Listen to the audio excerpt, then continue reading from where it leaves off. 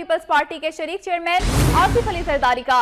اس مدرسے کے طالبان سے روابط ڈھکے چھپے نہیں ہیں، جبکہ مدرسے کو سرکاری فنڈنگ سے عسکریت پسندی کو تسلیم کیا جا رہا ہے۔ ان کی جانب سے یہ بھی کہا گیا کہ پی حکومت کے اس اقدام سے دہشت گردی کے خلاف عزم متاثر ہوگا۔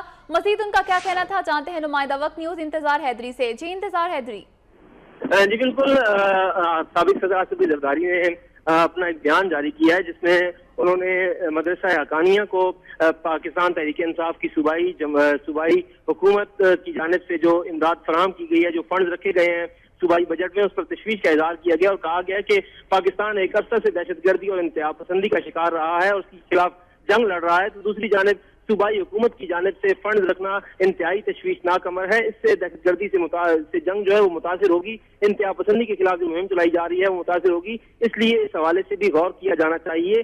تو دوسری جانب اس حوالے سے ان خدشات کے حوالے سے پاکستان تحریک انصاف نے بھی اپنا موقف جاری کیا اور وہ موقف علیم خان کی جانب سے جاری کیا گیا ہے۔